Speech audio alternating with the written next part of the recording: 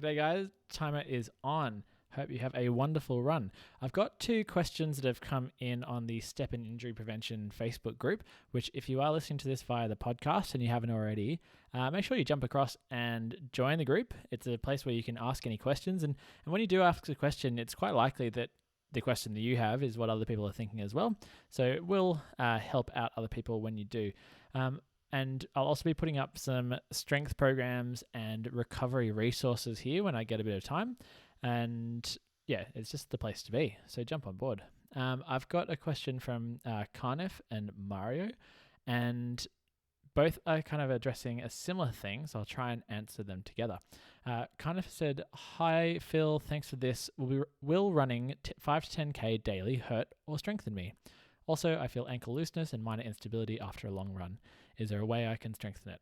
I'm going to leave the instability and ankle looseness probably to the next episode, as I do want to talk about the idea of daily running and whether it's a good or a bad thing. Because it also fits in with Mario's question saying, "Hey bro, can I ask some questions here?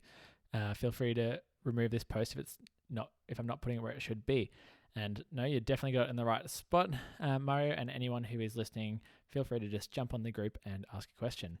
So thanks for the podcast, really helped me understand. Been a runner since 2017, did 2 full marathons so far with a slow pace. Finally able to pick up some sneakers with STEPN.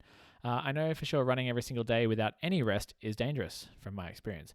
And I believe that every physiotherapist would say that to all STEPN runners not to do it. But since you understand the value of running every day, I know you share some useful tips, so I've been following your podcast. His question is specific to running 20 days for the last 3 weeks. 20 minutes for the last 3 weeks. He's feeling some pain in his knee. Do I have any suggestions for lessening the impact of the knee? And he's asking to do some strength training for building the capacity of feet, calf, hamstrings, which would definitely help everyone.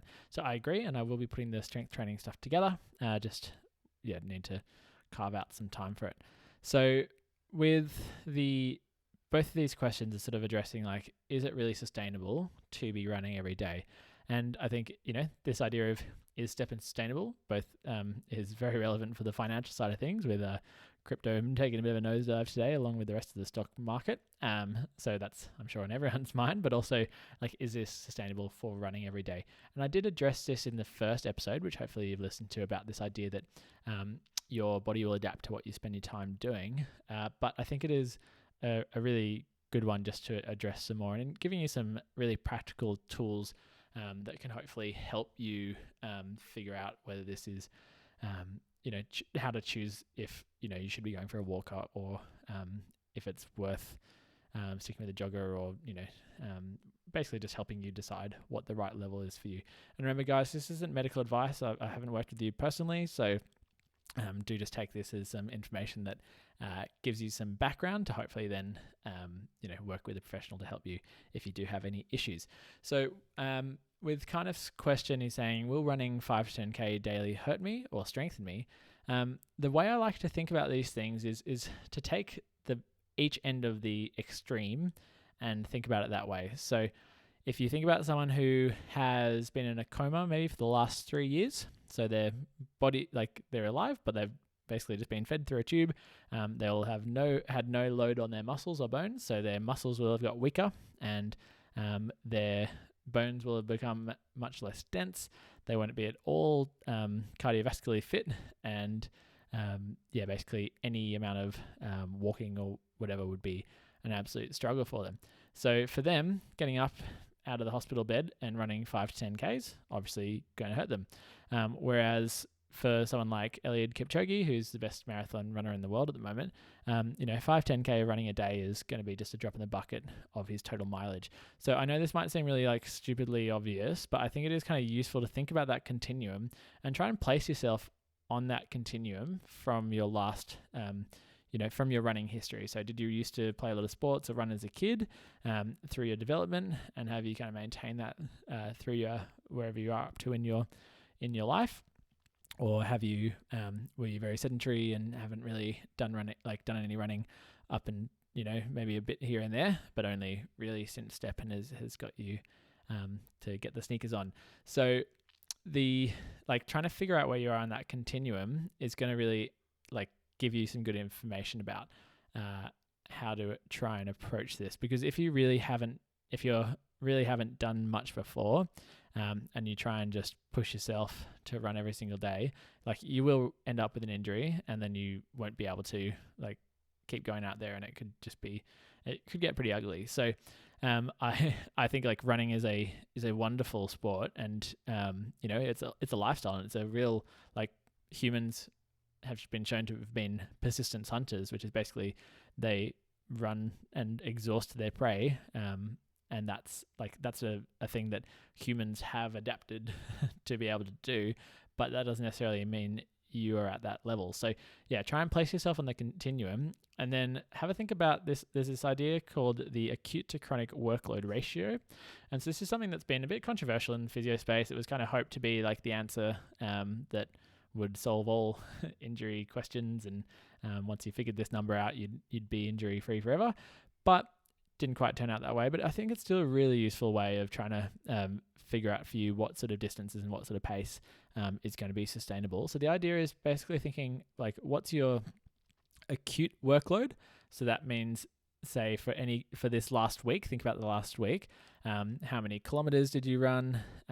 Is probably the simplest. So for me, doing just my 2 energy 10-minute run at the moment, as I've only just got the one pair of runners, that would be about 2k to 2.5k, let's say. So maybe 14 to 16 kilometers of running. So that's going to be my acute workload. And then I think about that in relation to my chronic workload, which is going to be the last 3 months. And for the last 3 months, I was training for a marathon. So I was running somewhere between 60 and 80 kilometers, 85 kilometers a week. So my current 14 to 16 kilometers is quite a small number compared to, so that acute workload is quite small compared to my chronic workload. So my acute to chronic workload ratio is fairly favorable for the idea that that this current level of 10 minutes at my current pace is probably quite sustainable and not so bad for me. Whereas if you're looking at someone like Khaniff is saying 5 to 10 kilometers, so let's say you are running 10 kilometers a day, that's suddenly 70 k's a week. Is that similar to what you've been doing in the last 3 months? Or if we take the lower end of that, so 35 kilometers a week, is that similar to what you've been doing before, or is that now just far beyond what your body has adapted to doing? Because do remember that your body takes time to adapt. So your muscles take sort of 6 weeks to really change and see hypertrophy happen. You get neurological changes that are faster than that. But then your cartilage, your bones, your ligaments, all of these structures take quite a long time to really change. So if you've suddenly gone from 0 to 5 kilometers a week to suddenly 35 to 70 kilometers a week, that will hurt you.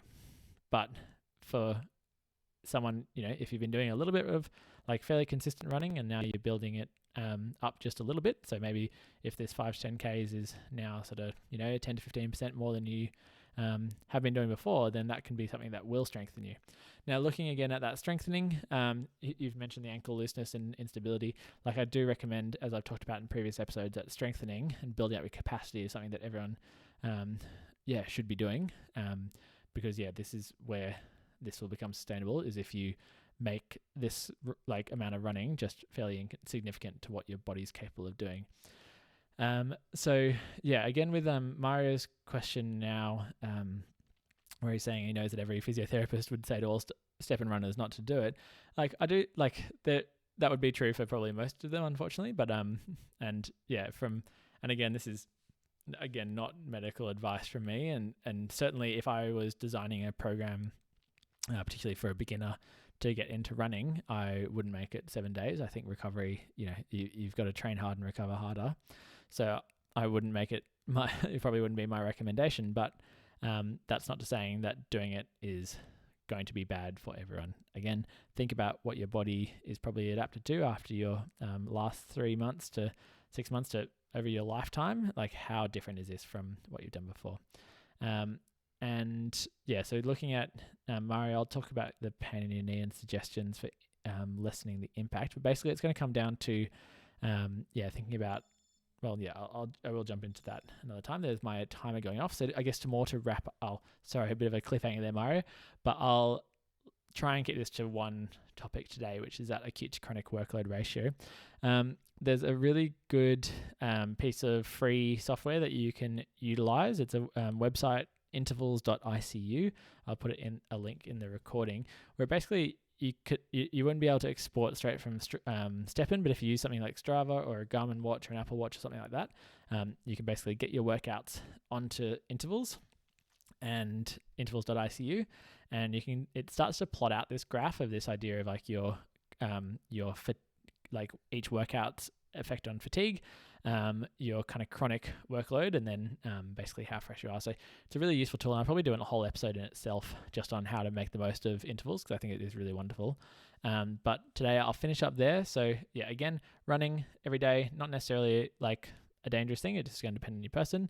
I'm actually about to sign up for I'm going to do Melbourne Marathon in October later this year, and the program I'm looking to follow is 7 days a week, and that's going to be certainly more than the 10 minutes that I'm just going to be doing with STEPN. Hopefully by then, maybe I'll have earned enough to get some more sneakers, and any donations are very welcome, because I'm spending a fair amount of time doing this, and hopefully it is really useful, and I'm happy to do it even if I don't get any donations. But my Solana link is in the description, and a GST or two from your run would make a huge difference to see if this whole Web3 kind of business model is viable for me.